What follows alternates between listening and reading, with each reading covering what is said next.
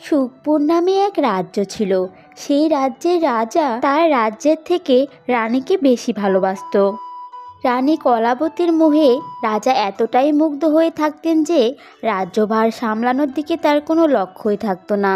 রাজকার্যের থেকে বেশি সময় তিনি মহারানীর সাথেই ব্যয় করতেন। মহারাজ, আপনি এত তাড়াতাড়ি সভা শেষ করার আদেশ দিলেন যে সমস্ত ব্যাপার আলোচনা করার সময় হলো না। হ্যাঁ হ্যাঁ, গুরুত্বপূর্ণ বিষয় তো তোমার ওই এক, হয় রাজ্যে মহামারী নয়তো চুরি। ওসব কাল দেখা যাবে।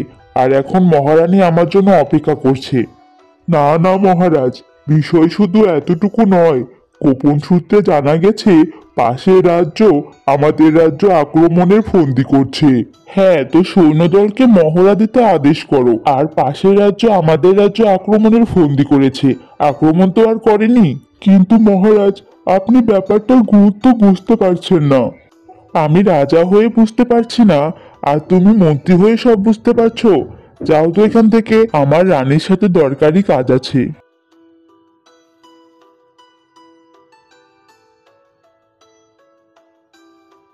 মহারানী, এতক্ষণ ধরে পায়চারি করছো, তোমার ক্লান্ত লাগছে না তো? তা একটু লাগছে মহারাজ। আপনি তো জানেন আমার শরীর খুবই কোমল। ভাবছি আমার কক্ষে গোলাপের পাপড়ির সজ্জা তৈরি করব। তা বেশ তো রানী, তোমার যেটা মন চায় তুমি করো। তুমি খুশি থাকলেই তো আমি খুশি। তুমি চোখের আড়াল হলে আমার যে কেমন লাগে সেটা আমি বলে বুঝাতে পারবো না। মহারাজ, আপনিও পারেন বটে। আচ্ছা মহারাজ, আপনি আমার জন্য কি কি করতে পারবেন? সব সব করতে পারবো রানী। আমার সব কিছু তোমার। তোমার জন্য আমি হাসি মুখে আমার প্রাণটাও দিয়ে দিতে পারবো। তা বেশ।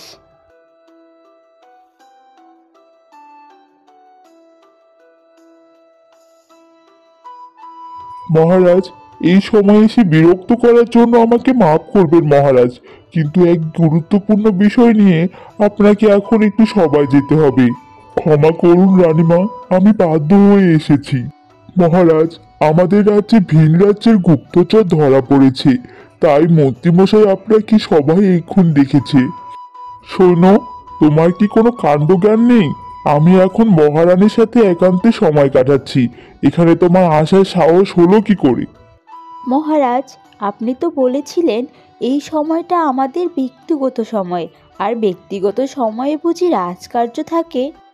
এখন কোথাও যাব না আমি। আমার কাছে রানীর থেকে গুরুত্বপূর্ণ আর কিছুই না। তুমি যাও এখান থেকে। সৈন্য অপমানিত হয়ে ওই স্থান থেকে চলে যায়, আর মন্ত্রী আড়াল থেকে সমস্ত বিষয় দেখতে পায়। এরপরে কেটে গেছে বেশ কিছুদিন। মহারাজ, আপনার সাথে একটা গোপন কথা ছিল, আর আমি চাই না এই কথাটা অন্য কেউ জানুক। এত গোপন কথা? আচ্ছা বলো। আর তোমার হাতে এটা কি? এটাই তো সেই জিনিস মহারাজ, যার জন্য আপনাকে একান্তে এখানে ডাকলাম। দেখুন মহারাজ, এই হলো এক আশ্চর্য পাখি। বাহ, কি সুন্দর পাখি মন্ত্রী! কোথায় পেলে একে? সেটাই তো এক আশ্চর্য ঘটনা মহারাজ। কাল রাজবাড়ি থেকে ফেরার পথে আমার সাথে এক সাধুর দেখা হয়েছিল। তিনি হিমালয় থেকে ফিরছিলেন, আর ক্লান্ত দেখে আমি তাকে আমাদের বাড়ি নিয়ে গিয়েছিলাম, আর তাকে আমি সেবা যত্ন করেছি। তিনি আমাদের উপর সন্তুষ্ট হয়ে এই পাখি উপহার দিয়েছে। আর এটা কোনো সাধারণ পাখি নয় রাজা মশাই। এই পাখি যার কাছে থাকবে সে পৃথিবীর সব থেকে সুখী ব্যক্তি হবে। মহারাজ, আপনি আমাদের রাজা। আপনি সুখে থাকলে তো আমরা সুখে থাকব। তাই এই পাখি আমি আপনাকে দেওয়ার জন্য নিয়ে এসেছি মহারাজ। আপনি এই উপহার গ্রহণ করলে আমি অনেক খুশি হব।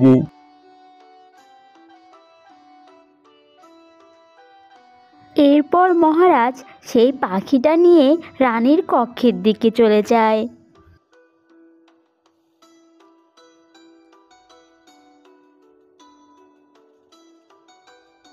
রানী, আমি তোমার জন্য উপহার নিয়ে এসেছি। কি এনেছেন? নিশ্চয়ই সোনার নতুন কোনো গয়না, নয়তো মূল্যবান বস্ত্র। ওইখানে রেখে দিন মহারাজ। না রানী না, এটা কোনো সাধারণ বস্ত্র বা গয়না নয়। আমি এক আশ্চর্য পাখি নিয়ে এসেছি তোমার জন্য। আশ্চর্য? কেন? কি এমন গুণ আছে এই পাখির? রানী, এই পাখি যার কাছে থাকবে সে পৃথিবীর সব থেকে সুখী ব্যক্তি হবে। আর তুমি সুখী মানেই আমি সুখী। তাই এটা তোমায় উপহার দিলাম রানী। সত্যি? এই পাখি যার কাছে থাকবে সেই সব থেকে সুখী হবে? এটা তো দারুণ ব্যাপার। রাত তখন গভীর হয়েছে। মহারানী পাখি হাতে কারোর জন্য অপেক্ষা করছে। কি হলো, এখনো তো সেনাপতি এলো না, আসবে তো?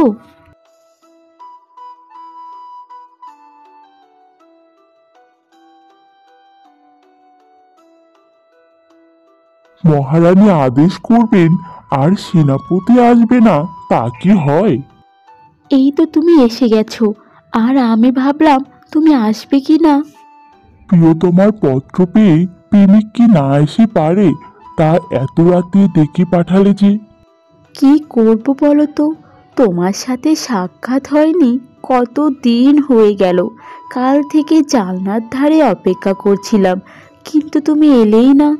কি করব সুন্দরী, তোমার স্বামী যে আমাকে অন্যত্র সেনা মহড়ার জন্য পাঠিয়েছিলেন। তোমায় না দেখে কি আমি সুখে আছি বলো তো? এখন থেকে সুখে থাকবে তুমি প্রিয়। আমার কাছে একটা আশ্চর্য পাখি আছে। এই পাখি যার কাছে থাকে সেই সুখী হয়। আর তোমার সুখেই তো আমার সুখ। এই নাও। সত্যি, এ তো আশ্চর্য ব্যাপার প্রিয়তমা। তোমার কাছে এই উপহার পেয়ে আমি অনেক খুশি। তোমাকে অনেক ধন্যবাদ। সব সুযোগ সুবিধা আর টাকা পয়সার লোভে আমি মহারানীর সাথে ভালোবাসার নাটক করি, কিন্তু আমি তো ভালোবাসি সুতোপাকে। এই পাখি আমি সুতোপাকেই উপহার দিব, কারণ সুতোপার সুখেই আমার সুখ। কি ব্যাপার, তুমি এই সময় এসেছো কেন? বাড়ির লোক যদি টের পেয়ে যায় তাহলে তো কেলেঙ্কারি হয়ে যাবে। কি করব সুন্দরী, তোমায় না দেখি তো আমি থাকতে পারি না। আজ আমি তোমার জন্য যে উপহার নিয়ে এসেছি তা দেখে তুমি অনেক খুশি হবে। উপহার?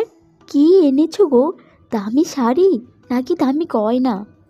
তোমার জন্য এই আশ্চর্য পাখিটা নিয়ে এসেছি। এই পাখি যার কাছে থাকে সে পৃথিবীর সব থেকে সুখী ব্যক্তি হয়। আর তোমার সুখেই তো আমার সুখ। সত্যি? কি বলছো তুমি? এই বলে সুতোপাকে পাখিটা দিয়ে সেনাপতি সেখান থেকে চলে যায়। ধুর, এই গরিব জীবনে পাখি রেখে কি সুখ আসবে? তার থেকে কাল সকালে এই পাখিটা নিয়ে আমি মহারাজের কাছে যাব, আর মহারাজ এর বদলে নিশ্চয়ই আমাকে অনেক সোনার মুদ্রা দেবে।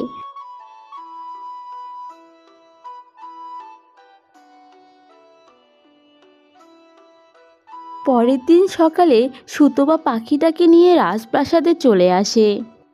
এ কি, এ তো আমার পাখি। তুমি এই পাখি কোথা থেকে পেলে?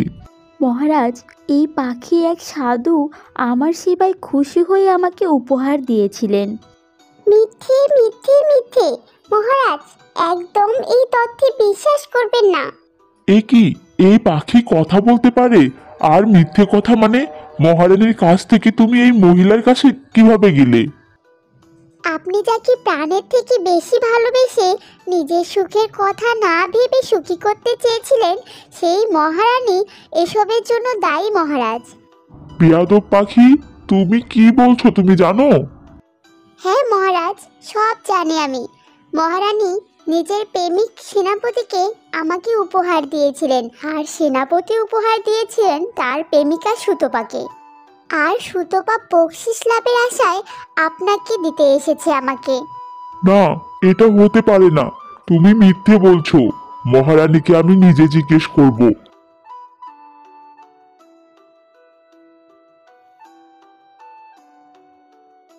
মহারানী, কি শুনছি আমি? তোমাকে বিশ্বাস করে আমি যে পাখি দিয়েছি, আর তুমি সেই পাখি সেনাপতিকে দিয়েছো? সেনাপতি? মিথ্যে কথা মহারাজ, আমি কিছু করিনি। ওই পাখি নিজে উড়ে হয়তো সেনাপতির কাছে গেছে। তাহলে ওই পাখি সুতোপার কাছে কিভাবে গেল? পাখি নিজেই বলেছে সেনাপতি সুতোপাকে এই পাখি উপহার দিয়েছে। সুতপা, সেনাপতি আমাকে ঠকিয়ে অন্য মেয়ের সাথে সম্পর্ক রেখেছে। সেনাপতি আগেই তার সব দোষ স্বীকার করে নিয়েছে। আমি তাও চেয়েছিলাম তোমার মুখ থেকে সত্যিটা জানতে, কিন্তু তুমি আমাকে বললে না। তোমাকে এত ভালোবেসেছি, আর তুমি আমাকে এভাবে ঠকালে রানী। মহারাজ, আমাকে ক্ষমা করে দিন মহারাজ, আমার ভুল হয়ে গেছে। ভুল তো আমার রানী। তোমার জন্য আমি আমার রাজকার্য অবহেলা করেছি, আর তুমি আমাকে এভাবে ঠকালে।